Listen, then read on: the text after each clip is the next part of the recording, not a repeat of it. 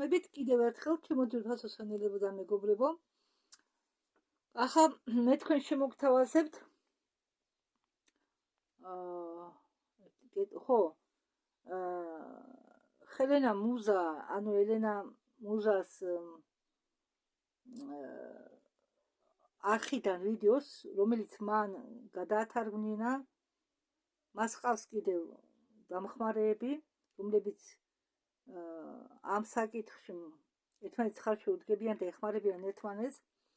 და ეს ვიდეო არის ლილი ნოვასი, სადაც არ ვიცი ისესწრება თუ მასთან სტუმრობენ, ვიდეო თვალით ესაუბრებიან ერთმანეთს, კიდევ ორი ახალგაზრდა კაცი. ხო, მე მგონია უფრო ინტერვიუს ლილი ნოვას ართმევენ.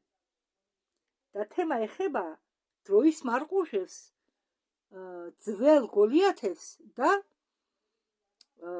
ირანში განლაგებული ვარსკვლავური კარიბჭეების მნიშვნელობას. ხო და აქ ელენა მუსამ პატარა ჩანიშნება დატოვა ვიდეოს ქვეშ. ამას წაგიკითხავთ ახლა მე. სასურველია მოусმინოთ სამჯერ, მით უმეტეს მათთვის, ვინც კარგად არ ერკვევა ამ საკითხში, ეს ომი, ირანის წინააღმდეგ მიდისო უხილავ ფრონტზე, რადგან და რატომ არისო მნიშვნელოვანი ვარსკვლავური კარიბჭეების განთავისუფლება ირანში, რადგან ირანში ახლა მიდის ბრძოლა ბნელი და ნათელი ძალებს შორის. დროებითი, აქ კიდე ამ ვიდეოში საუბარი იქნება დროებით მარყუშებზე და მანდელას ეფექტზე. რომ სხვა დროის ხაზზე უკვე იყო ატომური ომი ირანის ომის დროს. და კიდევ აქ იქნება საუბარი მაგდალინას შთამომავლებზე.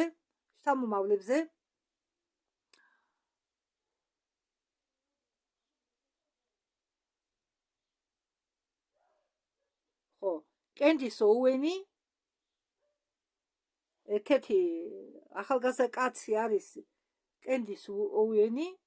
კენდის საუბრობს პროექტზე სარკის მიღმა, მანდელას ეფექტზე და ელიტებზე, რომ მიდის სასამართლო პროცესზე ბილ გეიტსის წინააღმდეგ.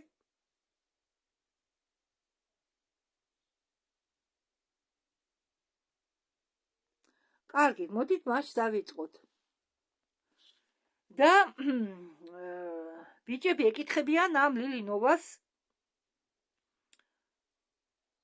უსვამენ შეკითხვებს. მე ხა დაწვრილებით ამ ვიდეოს ვერ გადავთარგმნი, რადგან ძალიან ვრცელი ვიდეო იქნება.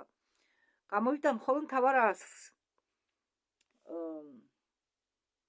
ეს ლილი ნოვა ხედავს, მაგალითად შეუძლია მანძილიდან დაინახოს რაღაცები, შეუძლია მანძილიდან შევიდეს დაუშვათ ვინმეს ტერიტორიაზე. ეს მუშაობდა ჯაშუშას, არის ანდრომედიანელების ჯაშუში. და ლილი ნოვა თქვა, რომ უთხრა ბიჭებს, რომ მეო მაქვსო ნანახი ატომური ომი, მაგრამ სხვა ხაზზე, სხვა დროის ხაზზე. ხო, და ბიჭები ეუბნებიან ახლა, შენ ხო ნახეო ეს ატომური ომი სხვა ხაზზე, მოგიყვევი ამის შესახებ და შენ ვიცითო რომ მოგიწიათო თქვენ შენ და იქ ჯგუფს დაბრუნება წარსულში, ყველაფრის გადაკეთება, რომ ჩვენ ხაზზე, რომ მომავალში, ხო და ისე ჩვენ ხაზზე დაბრუნენ და ეს ატომური ომი აიცილენ თავიდან. ახლა ლილი ნოვა იწყებს საუბარს.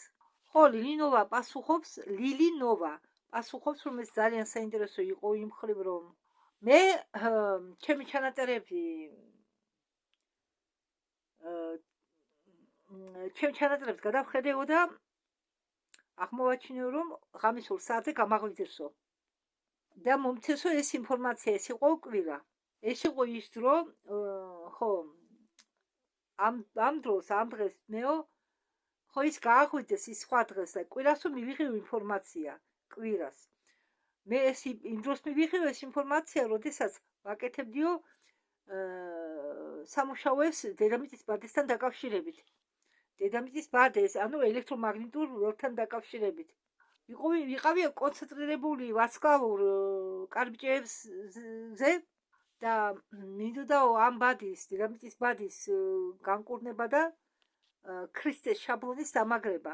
თუ დაბრუნდებიო ცოტა უკან, რამდენიმე კვირით უკან, სანამ ამაზე დაიწყებდნენ საუბარს მედიაში, მე გამაფრთხილესო, რომ იყო მოსალოდნელი ომი ირანთან და რომ ამის შესახებ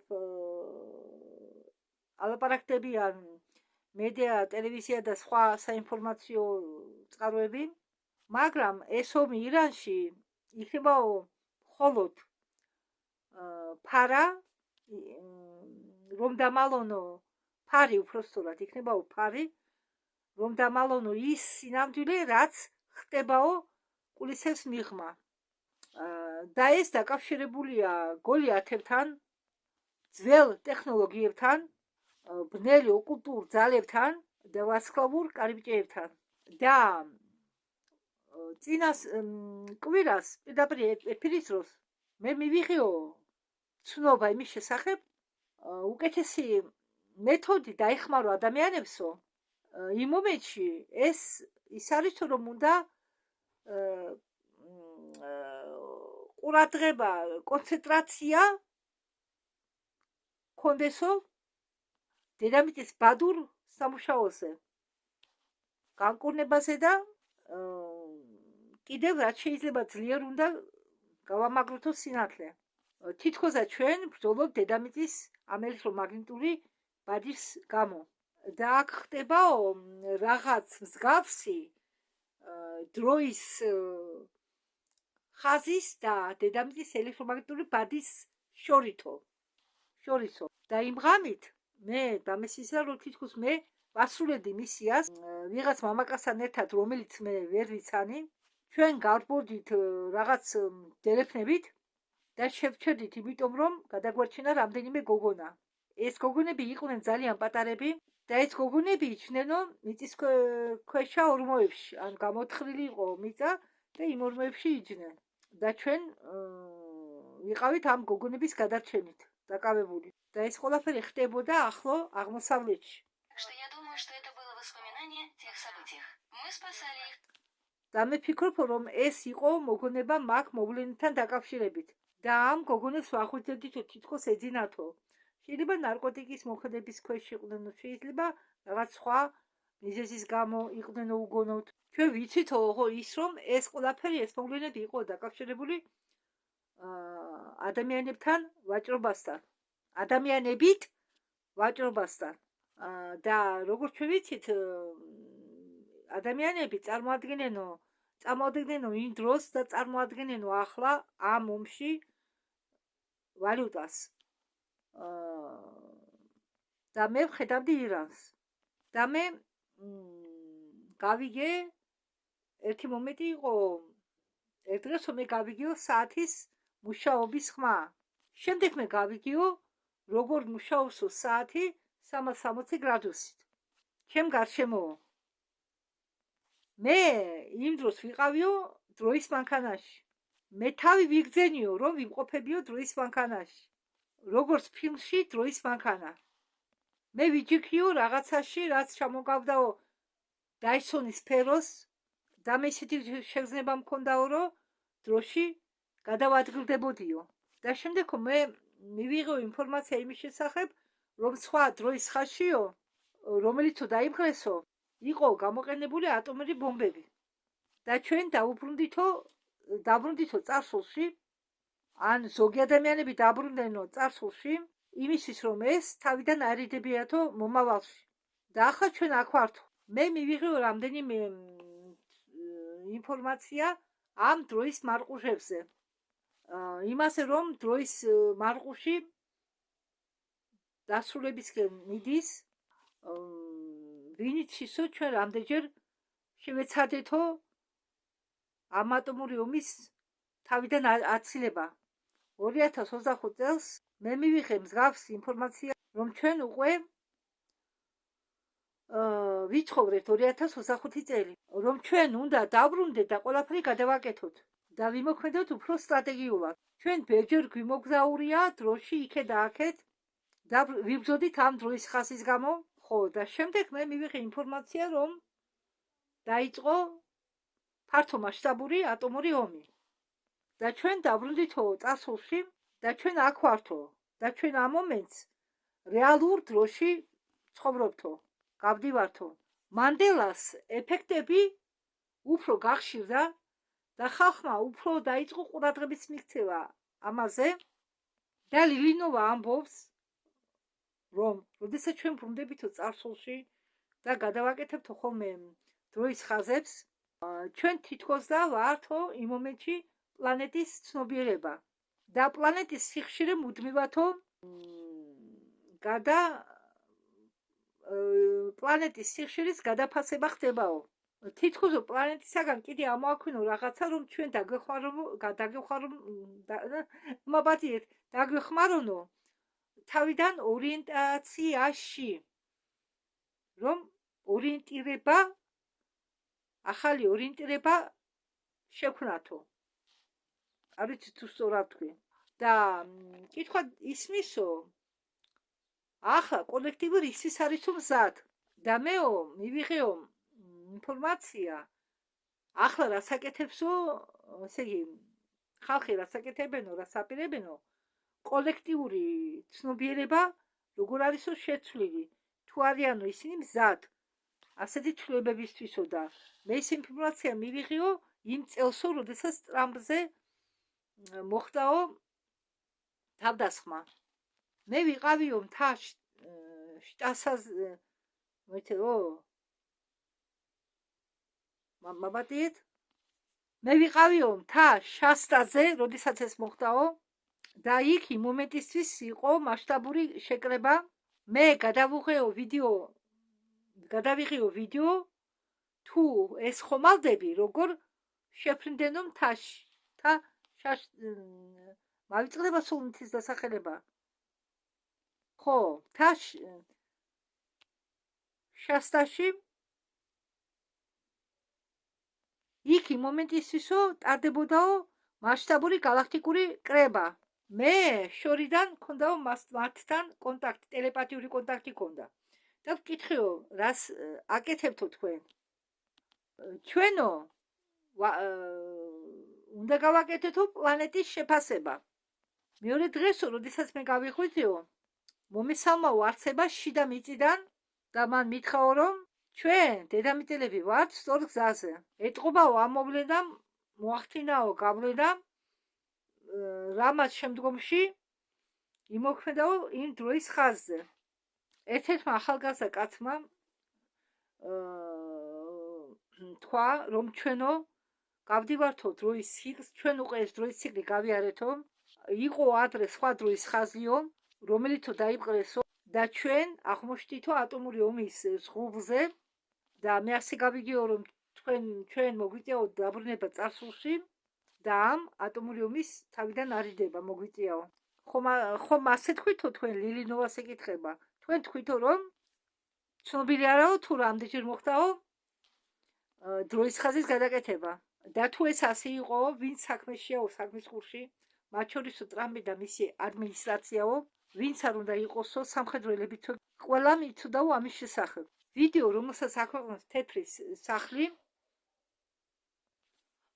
თითქოს ხელოვნურია ისინი ვიდეოებს დებენ ინტერნეტში როგორ ბომბავენ ირანს აჩვენებენ კონკრეტულ მიზნებს და ადამიანებს და მათ ვინც არ უყვარს ვისაც ტრამპი არ უყვარს ცეცხლში ასხამენ ნავთობს და თუ ისინი ცდილობდნენ რამდენჯერმე გაეკეთებიათ ეს და მათ ეს მასე მობეზრდა და მაგათმა მიაღწიეს თავისას მაგათმა მოიგეს და ისინი უჩვენებენ ამას ყველაფერს საჩვენებლად და თითქოს და ამ ყველაფერს ამ ვიდეოებს თუ როგორ ბომბავენ ირანს,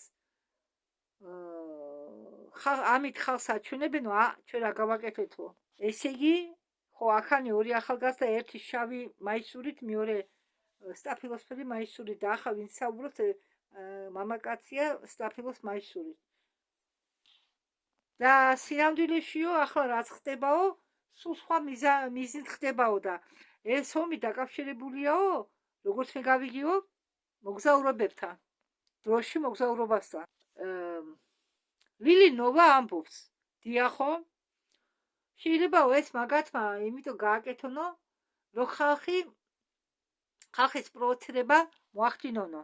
თითქოს ეუბნებიანო ხალხს, რომ საკმარისიაო ჩვენგან. ახლა ჩაერთო საუბარში მამაკაცის შავი ზედათი და ამბობს, მე მგონიაო, ყველაფერი რასაც ტრამპი აკეთებსო, ეს ბიოლოგიური ოპერაციები მიმართულია დადებით შედეგზე, პოზიტიურ ფსიქოლოგიურ ეფექტზე. ხო, როგორც თქვენ თქვითო, იგენი შეგნებულად პროვოცირებას უკეთენო ადამიანებს, რომ დაიბრუნონ ძალები ან გვაჩვენონ თუ როგორ რეალობაში ცხოვრობ ჩვენ. ისევ ლილინოვა დაიწყო საუბარი და ამბობს, დიახ, მეც მაგი გქონიაო, მაგრამ თავარიაო, ჩვენ შესაძლებლობებზე ვარი ავთვალთო ჩვენ ძალაზე და ჩვენ ვყავსო მოკავშირეები და არ უნდა გადასციო შენი ძალა გარეთა ძალას.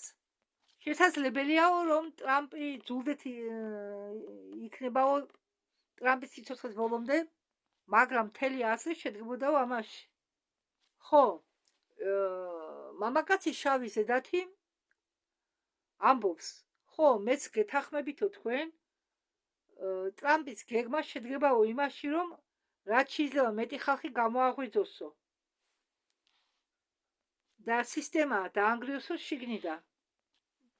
ახლა დაიწყო საუბარი მამაკაცმა, რომელსაც ნარინჯისფერი ზედაცვია და ეუბნება ლილინოვას, მე ვიციო, რომ თქვენ ხებულობთ ინფორმაციას გოლიათებზე და იმ გოლიათებზე, რომლებსაც ძინავთო, ანუ კამერებში არიანო, სტაზისში და აგრეთვე გოლიათების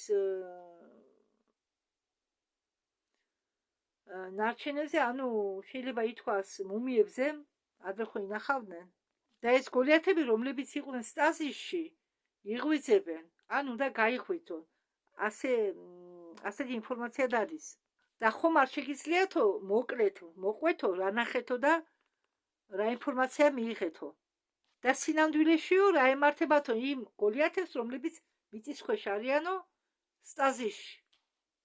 ლილინოვა პასუხობს, დიახო, მე როდესაც შემატყობი ესო, რომ მალე უნდა დაიწყოსო ომი ირან და ამერიკას შორისო, მე გადავხედეო ჩემი ჩანაწერები, მე მითხრესო, რომ ეს ყველაფერი იყო გაკეთებული იმისთვის, რომ რაღაცა დაემალათ, რადგან ამერიკას სჭირდებოდა ეს გოლიათები, ტაბულები და ნარჩენები, გოლიათების მუმიები. მე შევეკითხეო, რა თუნდათო ეს გოლიათები ამერიკას. და საპასუხოდ მივიღეო ასეთი პასუხი, რომ ამერიკას უნდაო გოლიათები თავის დაცვის ქვეშ აიყვანო. და მე ჩემი თვალით ვნახეო, თუ ეს გოლიათების ნარჩენები, არტეფაქტები, ტექნოლოგიები როგორ გადაქონდათო კოსმოსურ სადგურში. ეს ხდებოდა წყლის ქვეშ და ამ დროს თანამონაწილე იყო სხვა მსოფლიო ლიდერი. ისინი მუშაობდნენ ერთად ამ საქმეზე და ორივე იყო საქმის ყურში. მე მქონდა რაღაც ხილვის მაგვარი. მე ვკითხეო, გაჩერდითო, რაში არისო აზრი, რაში შედგება, რიცი სჭირდებათო ისინი ამერიკას. მაგრამ შემდეგ გავიფიქრო, ისინი ამ არტეფაქტების ნაწილს გასაჯაროვებენო. თუ ეს ამბავი გასაჯაროვდა გოლიათებთან დაკავშირებით, ეს იქნება ძალიან დიდი დარტყმა ისტორიის მიმართ, რადგან ისინი მალავდნენ ამ ფაქტებს, რომ როდესღაც არსებობდნენ გოლიათები. მე მინდა დავამატო, რომ ყველაფერი იქნება გადასაწერი, იმიტომ რომ არც ისტორია, არც მეცნიერება არაფერი ზუსტად არაფერს გადმოგცემს. ყველაფერი გადაკეთებულია, გადაკეთებული ფორმით მოგვიტანეს ჩვენ და ეხლა წარმოგიდგენიათ თქვენ, ამიტომ ძალიან უჭირთ ხალხს იმისი დაჯერება, რაც ითქვა საერთოდ ინტერნეტში იმ თემებთან დაკავშირებით, რომელსაც მე ვთარგმნი. რომ ბნელი ელიტა იმ მხრიდან ცდილობდა რაღაც შავი საქმეების გაწევას, იმისთვის რომ შეინარჩუნონ თავის ხელისუფლება. მე მქონდა ძალიან ნათელი ხილვაო, ლაბორატორიაში იწვდენო გოლიათები. მე ვიგრძენიო, რომ ისინი ცდილობდნენ გენეტიკური მანიპულაციების ჩატარებას, რომ ცდილობდნენ აქ დნმ-ის გადაჯვარედინებას. ვინ იცის, რომ რას აპირებდნენ ისინი, რას უპირებდნენ ამ არსებებს. მაგრამ შეგრძნება არ იყო სასიამოვნო. ამიტომ მე ვფიქრობ, ჯობს ამასთან მათ არანაირი კავშირი არ ჰქონდეთო. და მედი მაქვსო ეს ყველაფერი, ამას ყველაფერს არ გამოიყენებნო ცუდ საქმეებში და ან არ გამოიყენებნო ვამპირულ რეჟიმისთვის. რამდენჯერმე შემატყობინესო, რომ იყო მუმიები ნაპოვნი, იმიტომ რომ ეს ძალიან სერიოზული ნაბიჯებია იმისთვის, რომ სიმართლე გაიხსნას. რა ხდება სინამდვილეში პლანეტაზე და საერთოდ. მე ხშირად გრძნობ, რომ ახლო აღმოსავლეთში მიწის ქვეშ რაღაცები ხდებაო. მე ვხედავ, რომ შიგ მიწის ქვეშ როგორ შედიანო სპეცნაზელები. მე მაბატიეთ ტრანსფერციას შევუერთიო ამ მოვლენის წინო და ვნახეო, როგორ შედიცო შენობაში სპეცნაზი. გამოაქვს რაღაც ნარჩენები, რაღაც ტექნოლოგიები და იქ იგრძნობა წინააღმდეგობა. მე იქ რეპტილოიდიც ვნახე, იქ თითქოს მიდის ბრძოლა და მე ისიც გავიგიო, თუ ისინი რასაც მიიღებენო,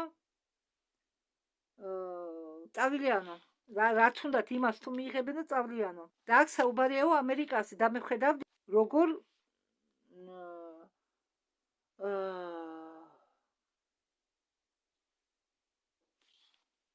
იდებოდა რაღაც ხელშეკრულებები, კონტრაქტები, რომლებაც ბოლო უნდა მოუღოს ამ ყველაფერს, მაგრამ როგორც ჩანს, ეს არის ბოლო მიზანიო და წამყვანი ნარინჯის მაისურში ეკითხება ლილინოვას, რაც ეხებაო გოლიათეს, თქვენ ნახეთო ისინი? თქვენ ხომ ისინი ყავთო ნანახი ჯერ ეგვიპტეში და სხვა ადგილებში? სტაზისიც გაქვთო ნანახი. რა სიტყვითო, მასე არისო ყველაფერი, მასე იყო ყველაფერი. თუ თქვენ გონიათო, რომ ისინი დღემდე ცოცხლები არიანო და სტაზისში მყოფებიანო, ანუ ზინავთო. ლილინოვა პასუხობს, მე ზოგი გოლიათი ვყავსო ნანახი კაფსულებში. შეიძლება მე ეს მაშინებს. მე მინდოდა გავკვირდოდი ამ საკითხში. ხო, ჩვენ როდესაც ვიყავითო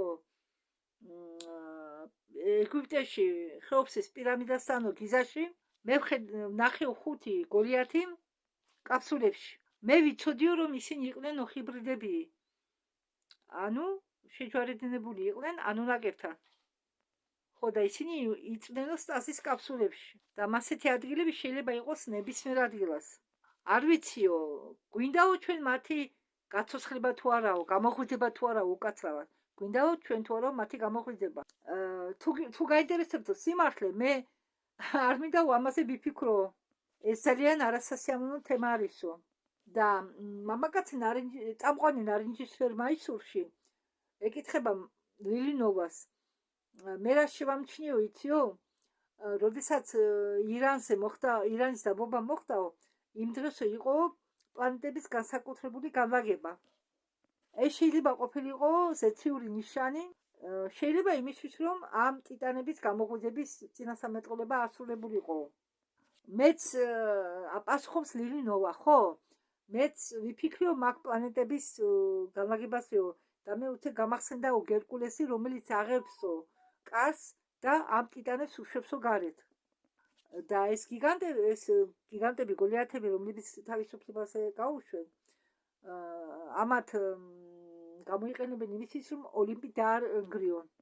ჩაერთო მეორე წამყვანი შავ ზედაში და მეც მინდა ვისაუბრო ვარსკვლავურ კარიბჭეზე ირანში. მეორე წამყვანი ნარინჯისფერ მაისურში ეკითხება, მართლა გვაინტერესებდო თქვენო რა სიტყვითო ამ ვარსკვლავურ კარიბჭეზე და საერთოდ რასთან არის შეზაკავშირებული. ვიღაც სტუმარს ელოდებიან ესენი და ამ თემაზე ექნება საუბარი ვარსკვლავურ კარიბჭეებზე და ამიტომ ლილინოვას აზრი აინტერესებს. ლილინოვა პასუხობს, დიახო, მე მაქვს რაღაც ინფორმაცია ამის შესახებ. კი, მე ფიქრობ, რომ ისინი იყვნენ, მაგრამ ისინი დაიპრესო, გუშინო, საღამოსო მივიღეო რამდენიმე მესიჯი იმის შესახებ, რომ უინგბეკერის შემქმნელებმა ითამაშეს თავისი როლი იმაში, რომ ვარსკვლავური კარიბჭეები აღმოჩნდნენ იმ ადგილას, ან იმის შესახებ, რომ იყვნენ მათ დაცვის ქვეშ. მე გავიგიო კიდევ ის, რომ ფრინავი დისკების შემქმნელებმაო იქ დატოვესო რაღაც. შემდეგ ანუნაკების ნეგატიურმა ფრაქციამ დაიპრესო ისინი და მიითვისესო ყველაფერი. და ეს ამ კარიბჭეზე აქვს საუბარი, ანუნაკებს დაუყრიათ ეს კარიბჭეები, რომელიც ახლა არის ირანში და იყენებდნენ თავის შავ ბნელ საქმეებისთვისო, თავისი ბნელი ხალხის გადასაადგილებათო. აგრეთვე იყენებდნენ ამ კარიბჭეებს ცნობიერებაზე კონტროლის მიზნით. თუ დახედავ ახლო აღმოსავლეთს, როგორც ცნობილია, იქ ხდება ძალიან რადიკალური მოვლენები. ქალების თავისუფლება იძღუნება ხმამ, მამაკაცების მხრიდან ხდება აგრესია და ხელისუფლების ძალისი გამოყენებით დათრევა. მე ვხედავდი შავ მაგიას და ბეჭდებს ამ შავ მაგიაზე, ამ შავი მაგიის ბეჭდებს უბრალოდ ისინი ქმნიან გადაბრუნებულ ბადეს, რეშოტკას, დაზე დადენენ ამ შავი მაგიის ბეჭდების კი არა, ხელზე რო იკეთებენ. ადრე რომ იყო ბეჭდები ეგ ქახალზე რაღაც საბუთების დასამტკიცებლად, ახლაც არის ბეჭედი. ქახალზე რომ უტყამენ ის ბეჭედი, მაგ ბეჭედებზე საუბრობ. ჩვენ ძალით უკავი ვართ დაპყრობილ დროის ხაზზე, ან ძალით უკავი ვართ სივრცეში დაბალ ვიბრაციულ სივრცეში უბრალოდ, ხო? და ცნობიერების დაბალი დონით ეს ის რეალობა, სადაც მიდის ომები, აგრესია, სიბრაზე, შიშები, სადაც ყვავის გლუშის ფაბრიკა, ან გავახით შეიძლება ითქვას. და მე მინდა ვთქვაო, რომ ბევრი ჩვენგანი მუშაობენ ამ ვარსკვლავურ კარიბჭესთან და მათ აქვენო დნმ-ები, გენეტიკური ანაბეჭდი, აქვენო ისტორია, გასაღები და კოდები, რომლებიც გვეხმარებაო ჩვენო გავიგოთო თუ როგორ მოხსნათო ბლოკი და დაუბრუნოთო ნორმალური მდგომარეობა ამ ვარსკვლავურ კარიბჭეს. მე ვგზნობ, რომ ეს ვარსკვლავური კარიბჭები ირანში ძალიან მნიშვნელოვანი არისო და ეს კარიბჭე მართლა დაეხმარებაო კოლექტიურ ცნობიერებას ამაღლებაში და ყველაფერი კვტარი წერტილიდან გაანდრიოსო. უბრალოდ კვტარი წერტილიდან გადაადგილოსო. და კიდევ რამდენიმე მესიჯი მივიღეო იმაზე, რომ მარია მაგდალენას შთამომავლებებიო იკვლევენო დედამიწას, ისინი თამაშობენო მთავარ როლს ამ ვარსკვლავურ კარიბჭეებთან დაკავშირებით, დაიბრუნებენო ამ კარიბჭეებზე კონტროლს, რომ ბნელი არსებებმა ვერ შეძლონო მეტი ამ კარიბჭეთი სარგებლობა და ჩვენ გავხდებით ახალი მცველები. და ეს დაეხმარება ჩვენ ქრისტე ცნობიერებას ამ ენერგეტიკულ წერტილებში გასვლაში და აგვიყვანს ჩვენ მეხუთე განზომილებაში. ხო, ნარინჯისფერ მაისურში ყოფილი წამყვანი ეუბნება ლილინოვას, რომ თქვენ მართალი ხართ, მე ვნახე ვიდეო, სადაც იყო საუბარი იმაზე, თუ ვინც აკონტროლებსო ამ ვარსკვლავურ კარიბჭეებს, ფაქტურად ის არისო მსოფლიოს მართველი. კი, სხვა კარიბჭეებიც არისო, მაგრამ ეს კარიბჭეები, რომელიც წინაშე არისო განლაგებული, დაკავშირებულია არისო ქრისტე ცნობიერების კოდებთან და ელენანოვა ამბობს, რომ მე ბევრი ჩემი წარსული ცხოვრებები მქონდაო ატლანტიდაში. ჩემი მისია იყო ჩავადნილი, მაგრამ მე ვხედავდიო ეს ბნელი ელიტა როგორ აღებდაო კარიბჭეს, იყენებდაო შავ მაგიას, ატარებდაო შავ ექსპერიმენტებს და შედეგათო ყველაფერი კონტროლიდან გამოვიდაო. ხო და ღამითო, წინა ღამით მე ვიჯექიო დროის მანქანაში და იქ ნახეო ატომური ომი და ატომური ომი და ჩვენ დაბრუნდითო, რომ ეს ომი შეგვეჩერებინაო. შემდეგ მე გავიგიო ატლანტიდამდე პერიოდის დროზე მე ნახეო წყლის ქვეშა ცივილიზაციებიო, მე უცებ ამოვიკითხავო ჩემ ჩანაწერებს. მე მითხესო რომ ატლანტიდა იყო როგორც ფარი რაღაცის დასაფარად. მე ვკითხეო რა გულისხმობთო, რას ნიშნავს რომ ატლანტიდა იყო როგორც საფარი, ფარი დასაფარად რაღაც საიდუმლოს. და მე მგონია რომ ამის უკან დგასო უფრო სიღრმისეული ისტორია, რომელსაც არც კი ვეჭვობთ და ყველაფერი კიდე არ არის ზედაპირზე ამოსული.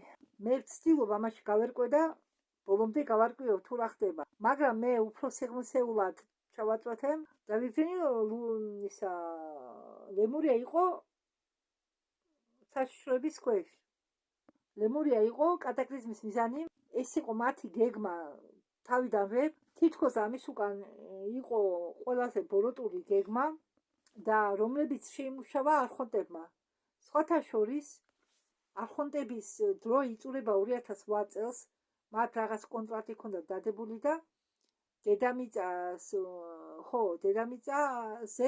რაღაც კონტროლი აქვენ მაგათ ჯერ და ეს კონტროლი, ეს გავლენა დასრულდება 2008 წელს.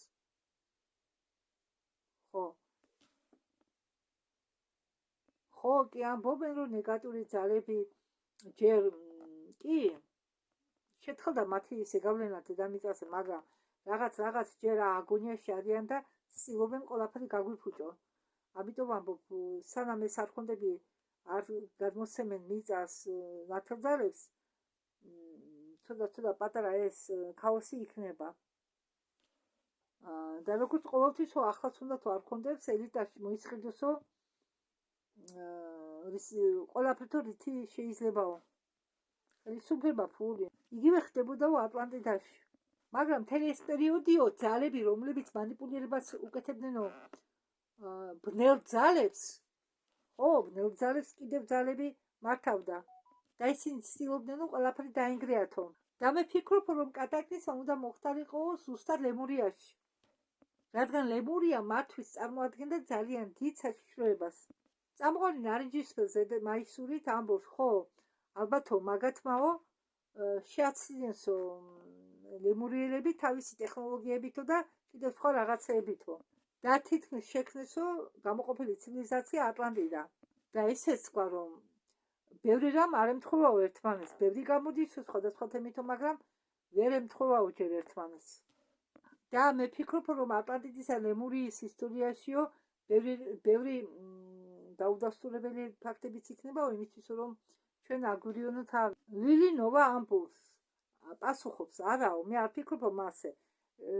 მათი მიზანი რომ ყოფილიყო ლემურიის განადგურება, მაშინ ამას გააკეთებდნენო თავიდანვე, მაგრამ ეს არხონტები მოვიდნენო და გარყვან დაიწყესო ლემურიელების და დაიწყენ გაყოფა მათი, გარყვნესო ატლანტიდა, გააჩაღესო ომი და შედეგათო ყველაფერი აფეთქდაო.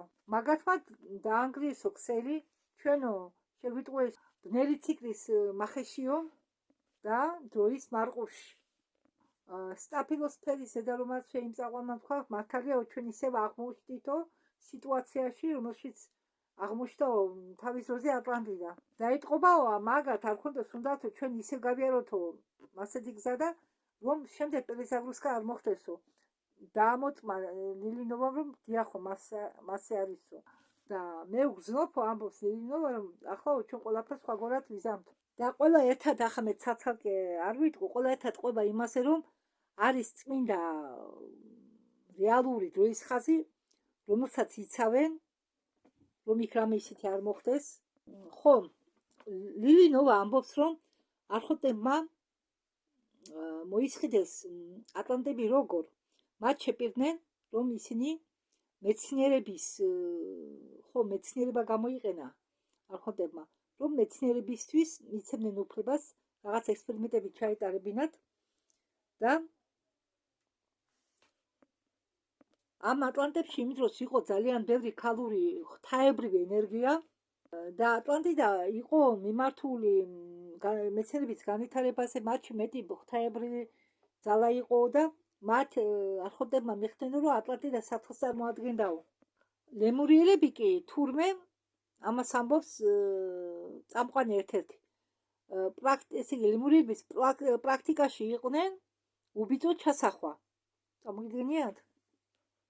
ხო, ლემურიელები იყვნენ ტელეპათები, იყო სკოლები, სადაც ქალებს ასწავლიდნენო და ამ სკოლებში ასწავლიდნენო ქალს, როგორ უნდა დაახლოებოდაო კაცს, მამაკაცს. ფიზიკური მათ შორის არანაირი კონტაქტი არ ხდებოდა, ტელეპათიის აზრის დახმარებით ქალი ორსულდებოდა. წარმოგიდგენიათ? ფიზიკური ინტიმური კონტაქტის გარეშე ორსულდებოდნენ ქალები იმ დროს ლემურიაში. ესეთა წამყვანო ნარინჯისფერ მაისური თქვა, მოდით ახლა თემა შევცვალოთო, ვისაუბროთო ფინანსებზე. თქვენ იცით, რომ ფონდურ ბაზარზე და ცენტრალურ ბანკებში ხდება ბევრი რამე და ამ ყველაფერმა შეიძლება კრახისკენ მიიყვანოს ყველაფერი. თქვენ თქვით, რომ აპრილი გახდებაო ისეთი თვე, როდესაც ჯაჭვი იქნებაო გაწყვეტილი და ჩვენო განთავისუფდებითო წნეხისაგან.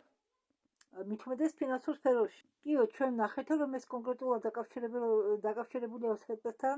ლივილინოვა ამბობს, რომ მე ვხედავდიო რაღაც ტრიგერულ მოვლენას, მაგრამ აგრეთვე მე ვნახიო, როგორ იხსნებოდაო კარიბჭე და გამოდიოდაო 3 დროის ხაზი და მე ვხედავდიო, როგორ ინგრიოდაო ფინანსური ჯაჭვები. ეს შეიძლება გამოვლინდესო. არა, მე არ ვამბობ, რომ აპრილში ყველაფერი დაიშლება, მაგრამ იმის მომიდაო, რომ ყველა არ გახდებაო მილიონერი. მაგრამ მე ვნახეო დიდი ფინანსური ცვლილებები და მოძრაობები უფრო სუვერენულ და დამოუკიდებელ მხარეს. ფინანსური სტრუქტურა და ბარაქის სტრუქტურა, რომელიც პირველ პლანზე გავა, ნახოთ რა იქნება. კარგი, ესენი უკვე გადავიდნენ ამერიკაში რაც ხდება ფინანსურ საკითხებთან, ეს ჩვენ არ გვინდა, ეს უკვე ცალკე თემა, თან ადგილიც არ მინდა გადაგტვირთოთ. მე რაც საინტერესო იყო, ყველაფერი გადმოგეცით. ხო და ამით დავამთავროთ, დავასრულოთ. მადლობ ყურადღებისთვის.